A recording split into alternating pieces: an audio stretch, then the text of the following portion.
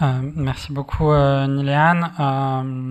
Ça va être la dernière intervention de la dernière partie de ce colloque. Bon, on aura encore le temps pour des questions après.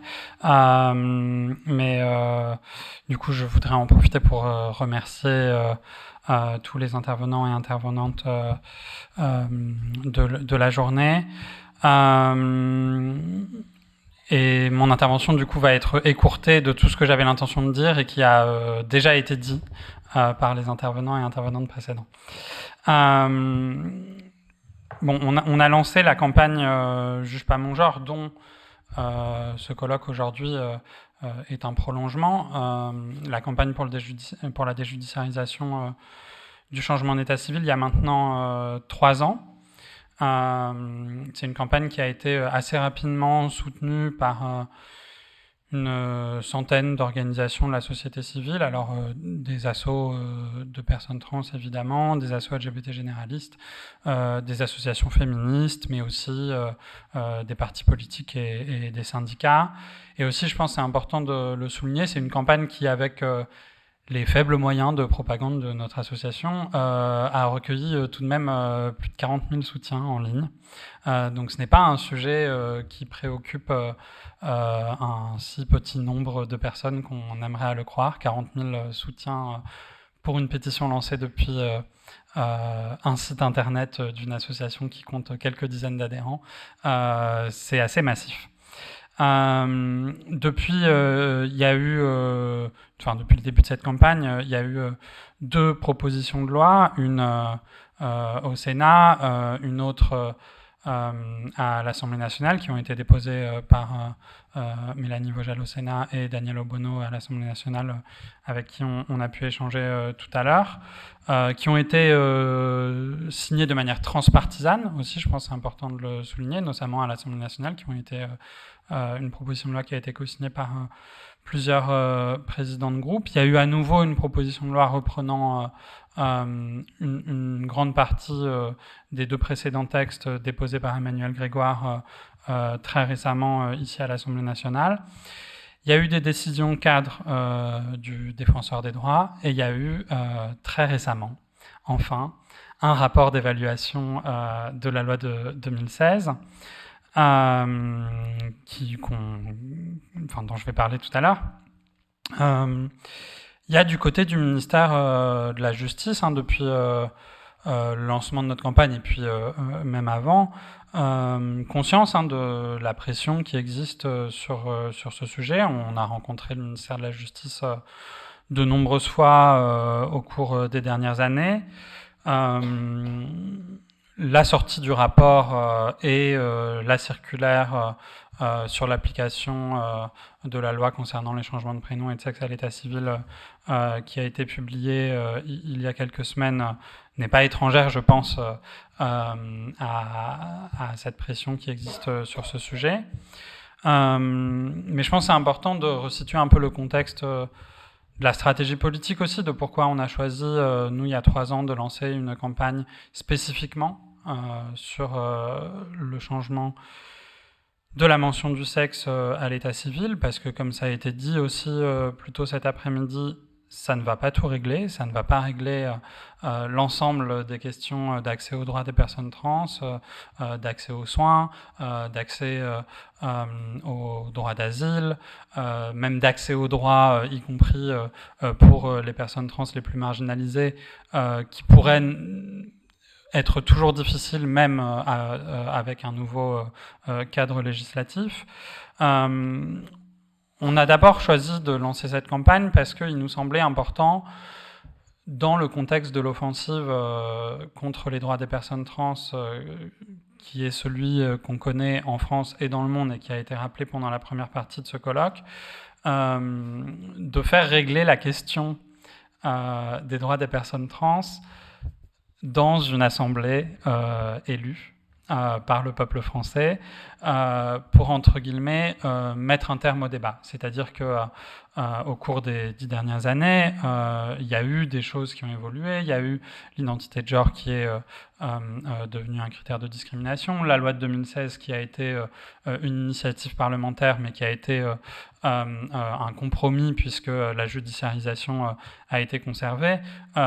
Mais entre guillemets,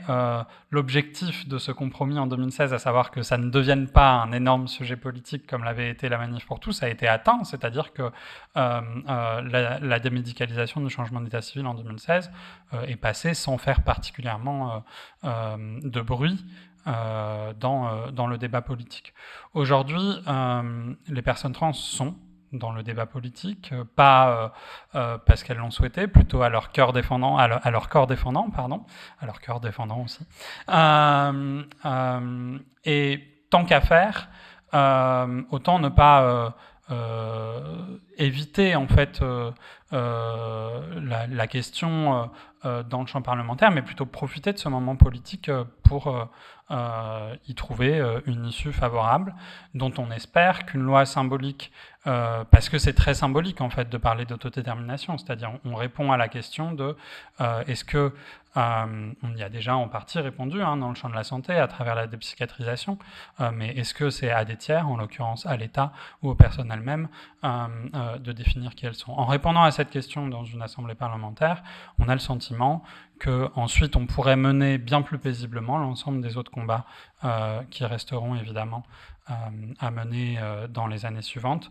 mais qu'on pourrait peut-être pour un temps laisser derrière nous, en tout cas dans l'obsession médiatique qu'elle constitue, les offensives de l'extrême droite, notamment sur ce sujet. Ensuite,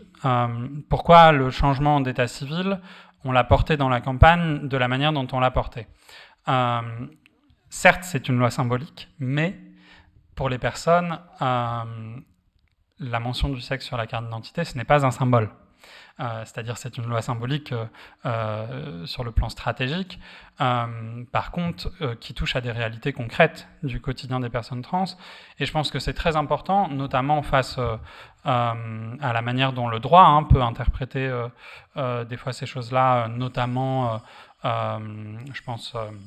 au droit européen, de souligner que l'argument principal de la déjudiciarisation du changement d'état civil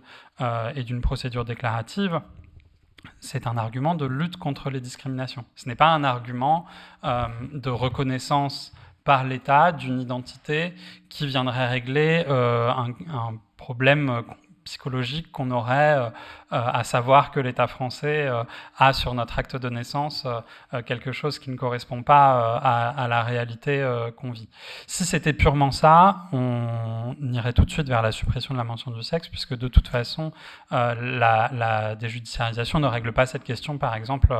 pour les personnes non binaires. On va on propose cette idée d'un changement de la mention du sexe déclaratif pour que les personnes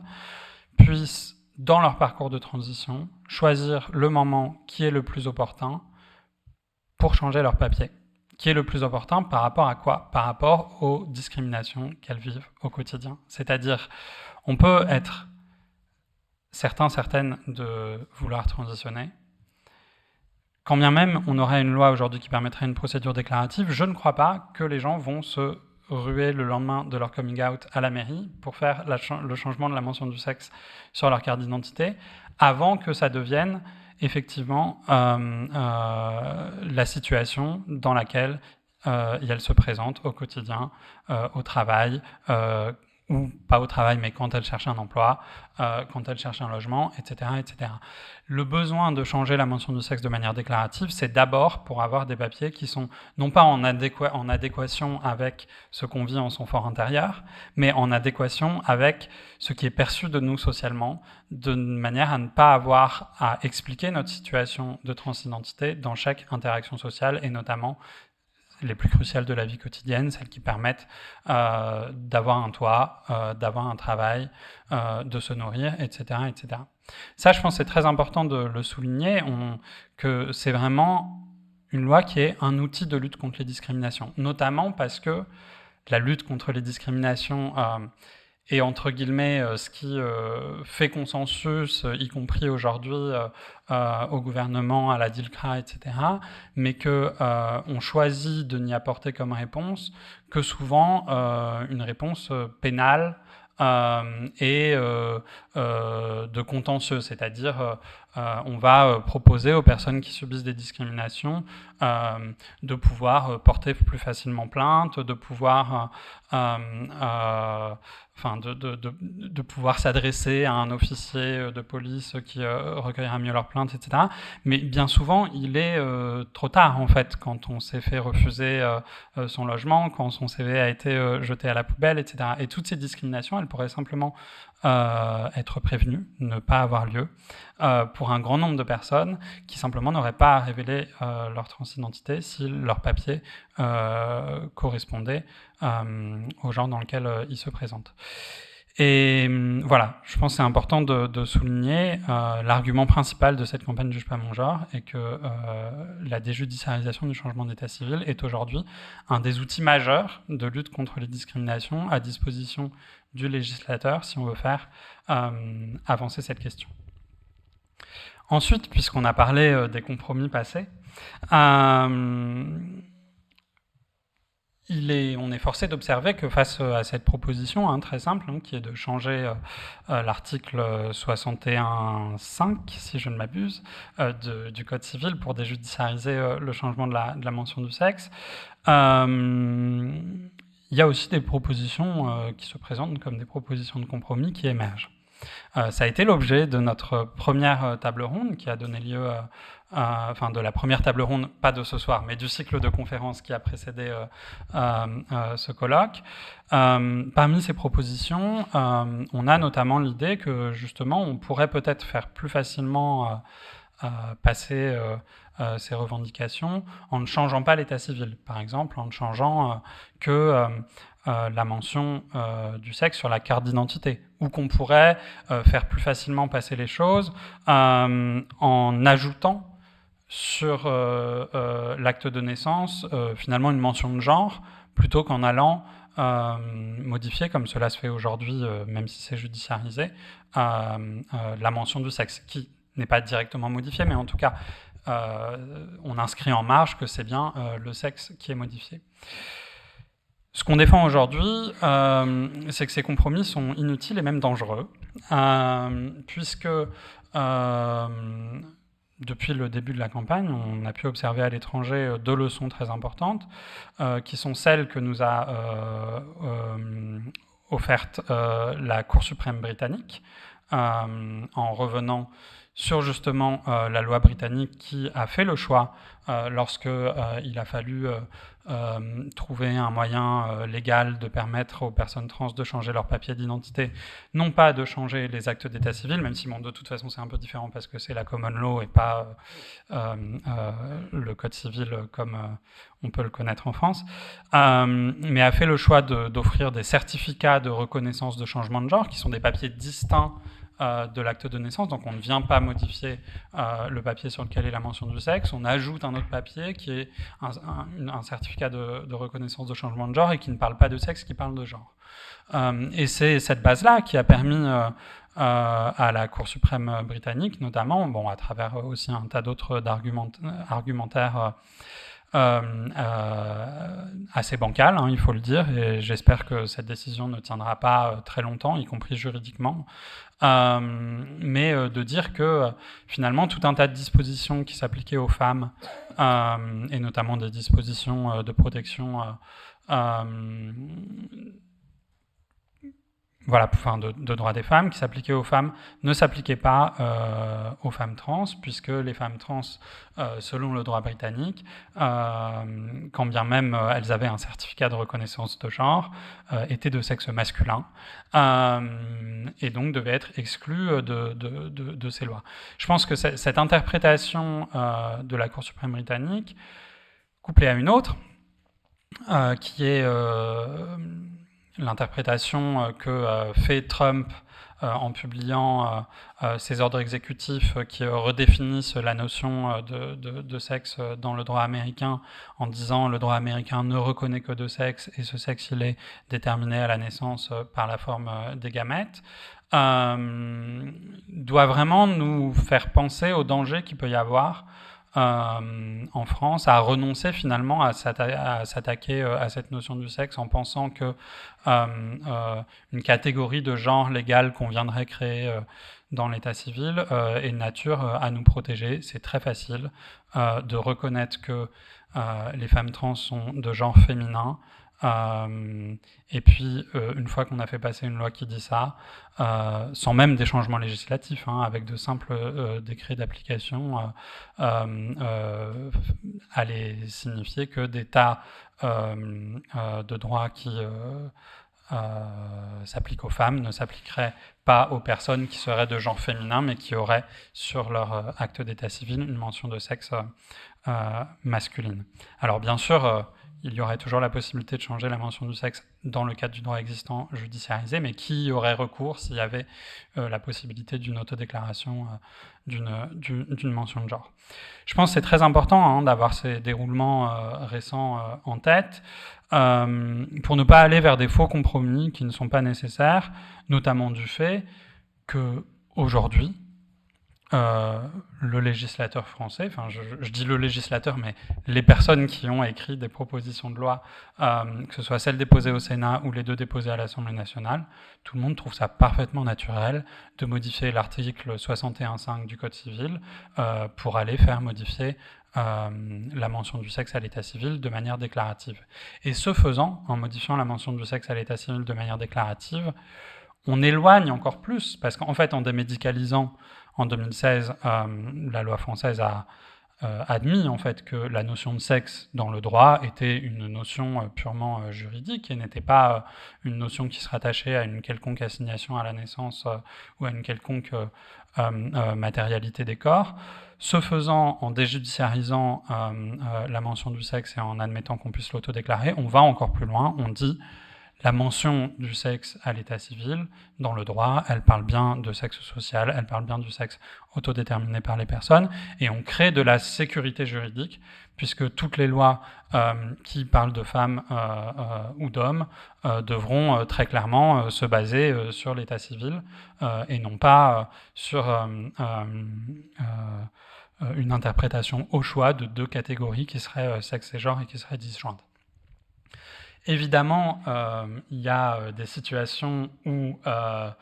on aurait quand même des gens qui, appliquant la loi, baseraient les choses sur leur interprétation et sur le corps plutôt que sur le droit, mais en tout cas, les batailles judiciaires seraient beaucoup plus simples à mener et on aurait un appui important pour assurer la solidité du droit, notamment y compris face à l'État, y compris face à des attaques réglementaires qui pourraient venir d'un gouvernement d'extrême droite. Et je pense que ça a été dit là aussi dans ce colloque, l'importance de construire un droit qui est résilient, y compris face à des attaques contre l'état de droit, est vraiment crucial aujourd'hui. Le véritable compromis, en réalité, il est déjà dans nos revendications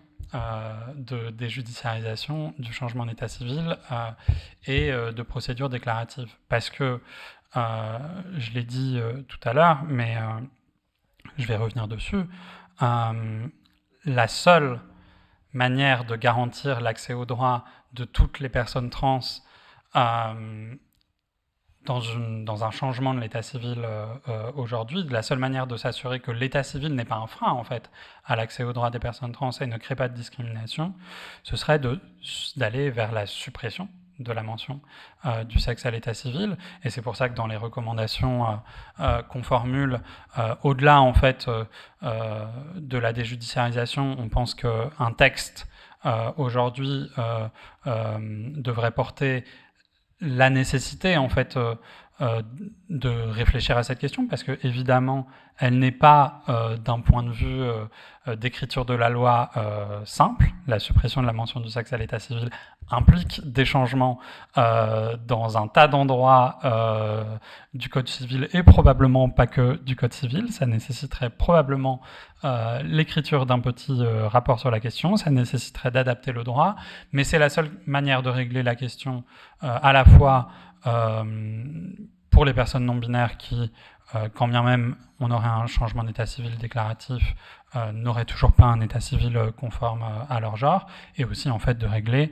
ça a été dit, la question de la filiation, sauf à réformer le droit de la filiation sans réformer le droit de l'état civil, mais ça paraît un horizon pas forcément beaucoup plus proche que la suppression de la mention du sexe à l'état civil, très honnêtement, aujourd'hui. On pourrait éventuellement aussi penser à la filiation par reconnaissance universelle, ou en tout cas des approches qui ne se basent pas sur le sexe à l'état civil des parents pour établir la filiation. Alors, qu'est-ce qui bloque aujourd'hui pour aller vers ça? D'abord, je veux non pas saluer la publication du rapport sur la loi de 2016, mais en tout cas exprimer la petite victoire que c'est de le voir enfin publié après des années de rendez-vous où on nous explique qu'il est presque terminé et que d'ailleurs il va sortir incessamment sous peu, voire même on aura passé le pas de la porte du ministère et il sera en ligne. Il a été publié pas vraiment en grande pompe, hein, on peut le dire. C'est un rapport d'évaluation très intéressant puisqu'il n'évalue pas grand-chose. Le principe d'un rapport d'évaluation, normalement, c'est d'évaluer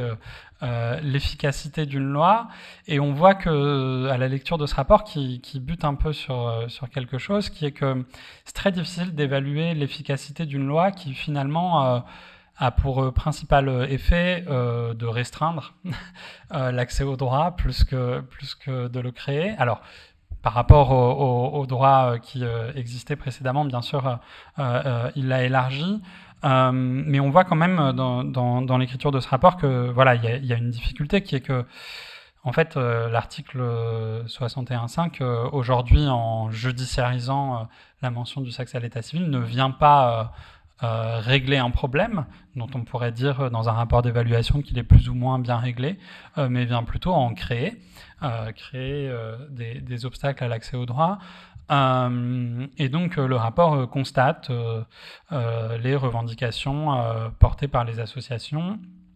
de déjudiciarisation, mais peine à formuler des recommandations, et pour cause.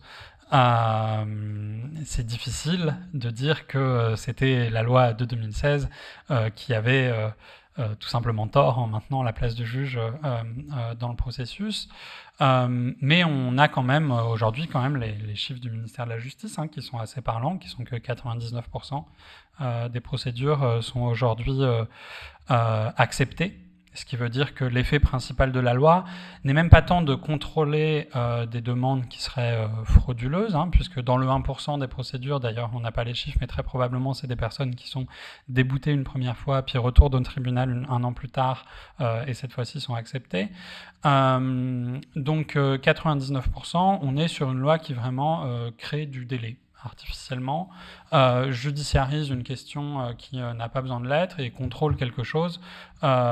qui, là aussi, n'a pas besoin de l'être. Ce délai, encore plus que le principe même de la judiciarisation, si on sort de l'ordre symbolique mais qu'on reste vraiment sur cette question de la discrimination, c'est ce délai principalement aujourd'hui qui crée les discriminations, puisque en fait on impose aux personnes d'avoir vécu des discriminations pendant un certain temps, et c'est le fait d'avoir vécu ces discriminations pendant un certain temps qui, au tribunal, en fait, est un peu l'élément constitutif central de la requête qu'on présente au juge pour changer d'état civil. Donc, en quelque sorte, on doit prouver des discriminations subies pour obtenir le droit d'y échapper un petit peu. Alors,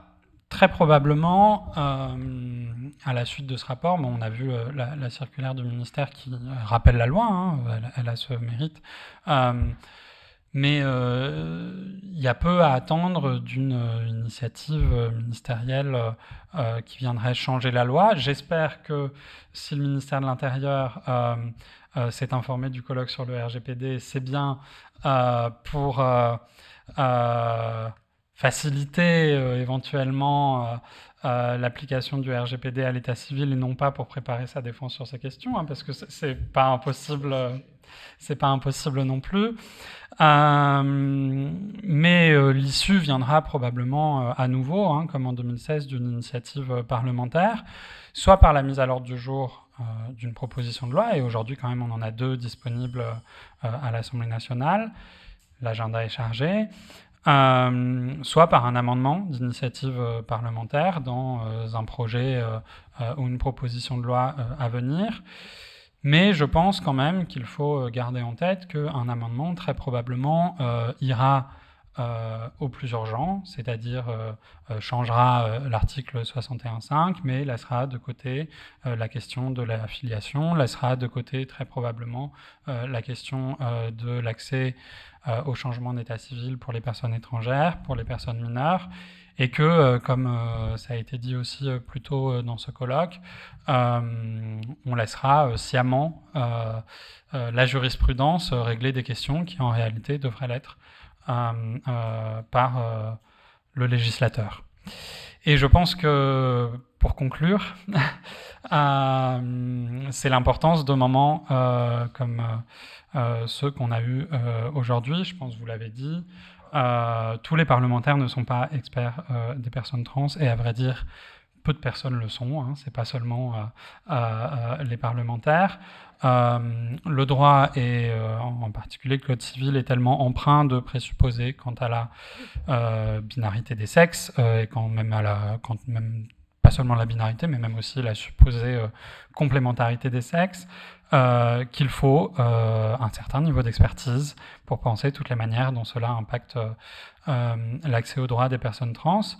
Et donc on ne demande pas à tous les parlementaires de connaître par cœur ces questions, mais les journées d'aujourd'hui, les journées comme celle d'aujourd'hui,